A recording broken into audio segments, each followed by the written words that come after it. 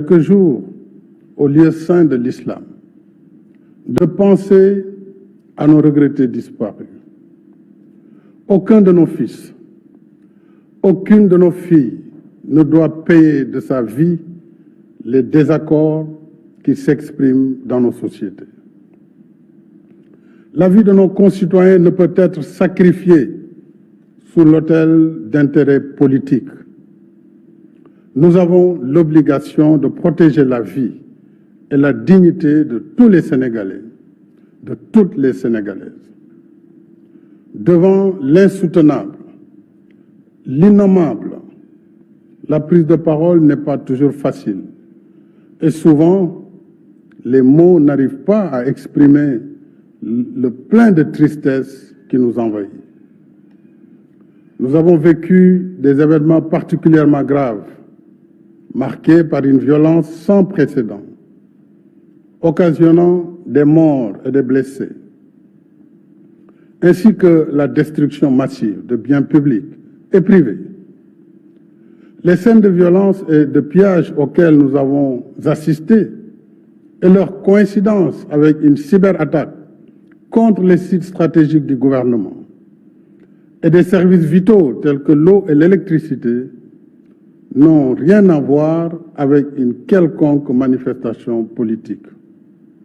Rien, ni aucune revendication ne saurait justifier qu'on tue, qu'on diffuse des messages de haine et de violence dans les réseaux sociaux, qu'on saccage et brûle des biens publics et privés, y compris des moyens de transport, des commerces, des lieux de culte, des domiciles, des consulats, des ambulances, même un corbillard, des universités et des écoles, comme pour éteindre la lumière du savoir, réduire au silence notre élite et notre relève scientifique et intellectuelle, et plonger notre pays dans les ténèbres de l'obscurantisme. L'objectif funeste des instigateurs, auteurs et complices de cette violence inouïe était clair: semer la terreur, mettre notre pays à l'arrêt et le déstabiliser. C'est un véritable crime organisé contre la nation sénégalaise, contre l'État, contre la République et ses institutions. Face à ces actes inadmissibles, l'État est resté debout et le peuple sénégalais, attaché à son vivre ensemble, a refusé de tomber dans le piège de cette machination insurrectionnelle aux antipodes des valeurs démocratiques et qui visait à s'emparer du pouvoir par la violence et détruire notre modèle de société.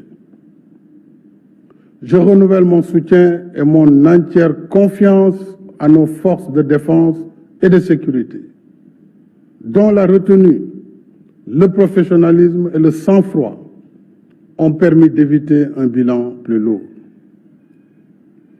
Je redis avec fermeté que les auteurs, les commanditaires, les complices répondront de leurs actes inqualifiables devant la justice. En attendant, les enquêtes se poursuivent.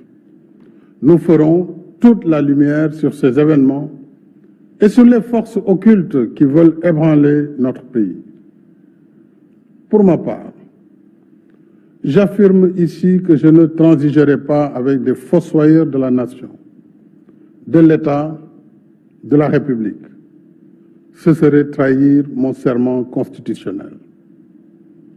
J'exprime encore ma profonde compassion et ma solidarité aux victimes de ces actes criminels qui ont perdu leurs biens, fruits d'années d'investissement, de labeur et d'efforts quotidiens. Je pense également à toutes celles et tous ceux plongés aujourd'hui dans la détresse parce que leurs emplois sont perdus ou menacés. C'est le Sénégal qui se lève tôt, qui travaille dur toute la journée et qui se couche tard, qui est ainsi atteint. J'invite fortement les parents et les familles à plus de vigilance. Je demande solennellement aux citoyens, aux leaders d'opinion, à toutes les forces vives de la nation, politiques et apolitiques, soucieux de la sauvegarde des valeurs démocratiques, de la paix, de la sécurité et de la stabilité de notre pays, de soutenir sans réserve l'action de l'État pour mettre en échec le projet